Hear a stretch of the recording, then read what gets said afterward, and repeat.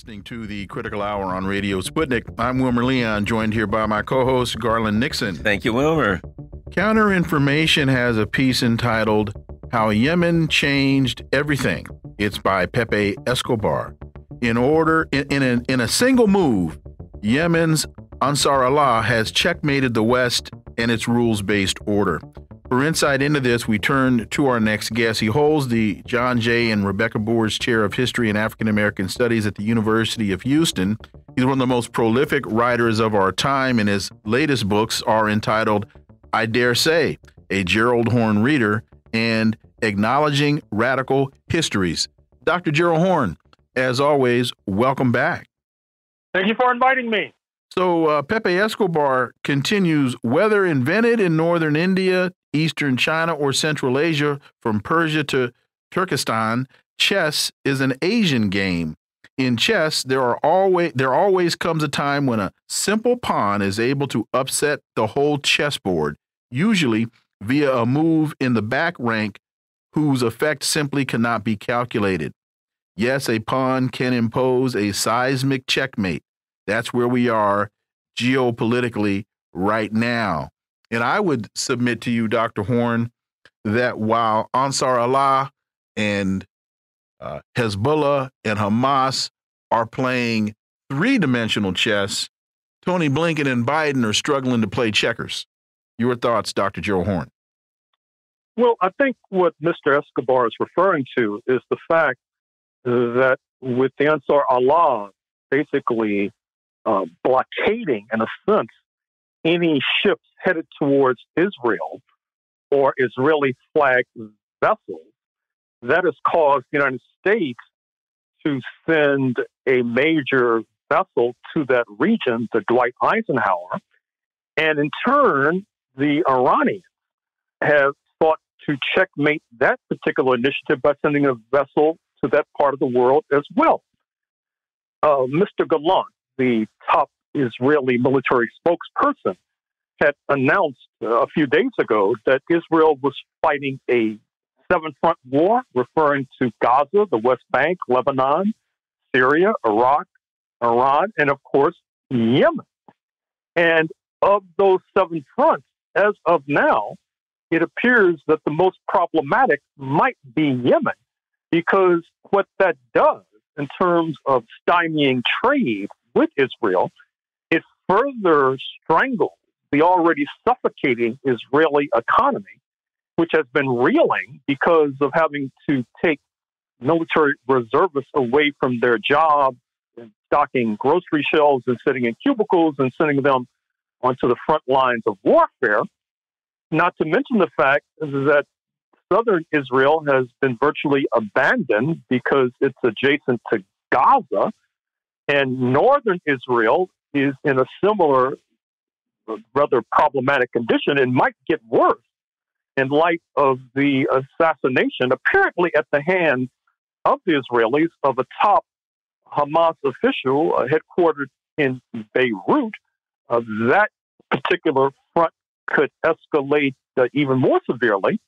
And then, quote, coincidentally, unquote, enough, you have the attack this morning in Iran that has left dozens dead as they were marking the anniversary of the slaying of Mr. Soleimani at the hands of the Trump team a few years back.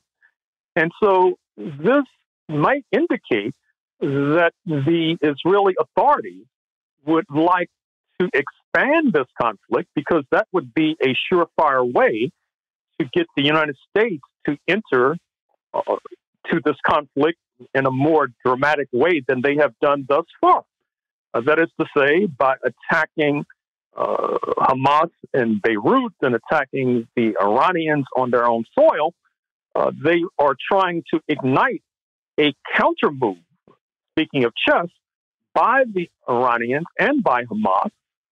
But I dare say that even if they are able to ignite that counter move, that won't necessarily rescue them from this conflict, because it's not only a seven-front war, as we've already enunciated, it may even be a nine-front war. which is rather spectacular, to put it mildly. That is to say that there have been rumblings out of Israel that they are quite concerned that Jordan, across the river from the West Bank, may be smuggling military materiel onto the West Bank so that the Palestinians there can resist the incursions from the 800,000 settlers illegally planted on the West Bank. We know that the Jordanian population is heavily Palestinian, and in any case, and also given the fact that they are oftentimes populating the higher realms of the Jordanian economy, they have the wherewithal, if they so chose, to help their brothers and sisters across the river. And then Egypt. Egypt, which is the giant of the Arab world, cannot sit idly by as Israel pursues its diabolical plan to cleanse Gaza altogether. And I'm sure you've been keeping up with the statements coming out of Israel about how they would like to make Gaza bloom by ousting the Palestinians and moving in more settlers. There has already been talk about bombing the Rafah crossing between Egypt and Gaza. If that happens, that could be a cause of conflict and war between Egypt and the Israeli authorities. And of course, it could also, once again, drag in the United States more dramatically than it has been dragged into this conflict thus far. And Pepe Escobar, in that article that you're referencing, also mentions the fact that with this de facto blockade of the Suez Canal and of the Red Sea, which then prevents or stymies the ability of vessels to reach Israel, that has put a premium on alternative routes between Asia and Europe. He mentions the Arctic route that goes over Russian territorial waters. There's, of course, the route via the Cape of Good Hope with regard to South Africa. There are the train routes, once again, from the eastern shores of China, rumbling across the Eurasian continent to Western Europe. And note here that all of the nations that I've mentioned thus far are nations that are prominent in BRICS: Brazil, Russia, India, China, South Africa. So, wittingly or not, the Yemenis have handed a mighty weapon to the BRICS, not to mention the fact that with the going around the Cape route, that's going to cause a more burning of oil. That's going to cause a higher rate of insurance, in the sense that vessels that seek to traverse the Red Sea, contrary to what the Yemenis want, will have to buy higher insurance policies. And that leads to inflation in the North Atlantic countries. And we haven't even begun to talk about what's going on the other side of the Red Sea, referring to the fact that Ethiopia has just brokered a deal with Somaliland, ostensibly part of the greater and larger Somalia, but has been de facto independent, although not recognized until this moment. And that has Somali, or has Mogadishu, I should say, up in arms. And that could lead to conflict because Ethiopia already is in conflict with Egypt over the Grand Renaissance Dam, has a problem in its Tigray province, which is just, we think, has settled an internal conflict. And this, too, will bring more heartburn, if not something greater, to the mandarins in Washington and the North Atlantic camp, who are seeking to keep a lid on a world quite unsuccessfully, I might add. South Africa's genocide case against Israel sets up a high-stakes legal battle at the UN Top Court. According to ABC News, they say South Africa has launched a case at the United Nations Top Court, alleging that Israel's military campaign in Gaza amounts to genocide. Your thoughts, Dr. Horne?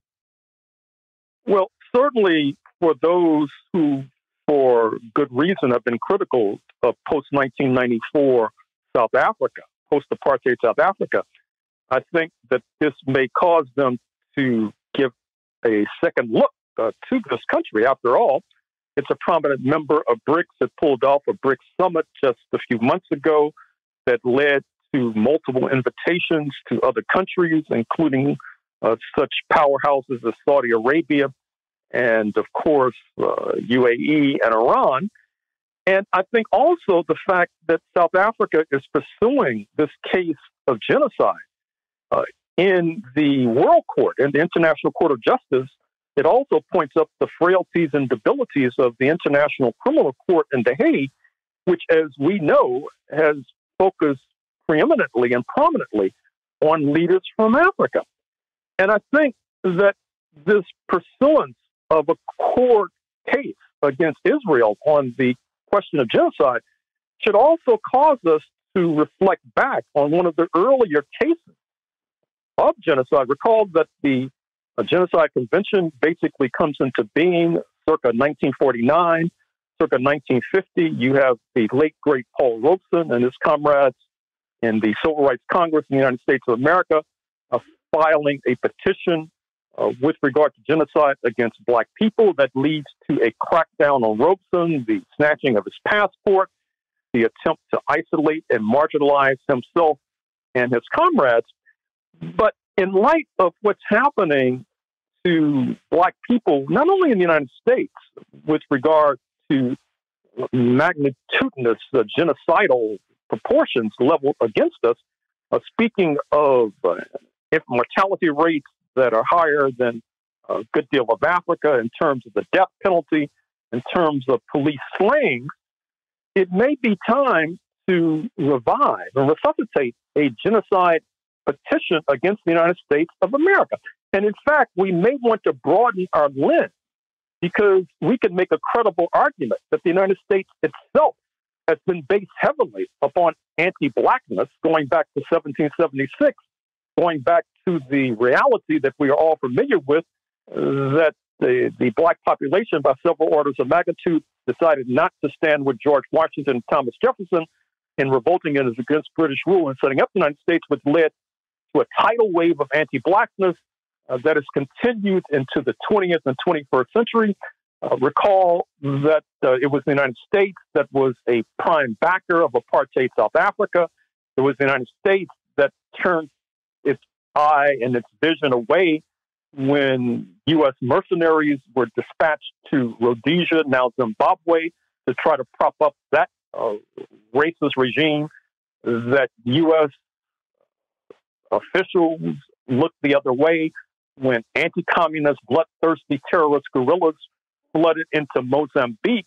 And so it's not past time to consider filing a genocide petition against the United States of America. I dare say that we would be able to garner support from a number of African nations, not to mention a number of BRICS nations. And I can think of no better measure to put the United States on the back foot, to keep it from interfering more dramatically than it has in Israel and Ukraine. And of course, Taiwan and China is next on the list. We just have 1 minute before we get out.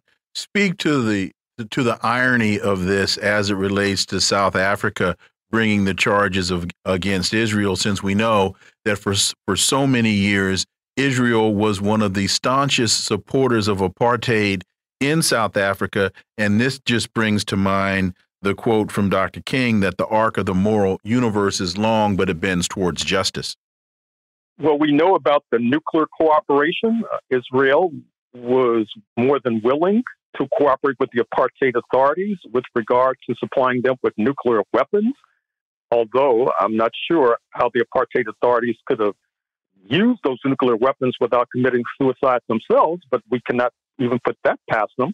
We know that a number of leading Israeli authorities during the even more horrendous days of the 1967 war were of South African origin. I'm speaking of the notorious Israeli foreign minister of that era, Abba Eban.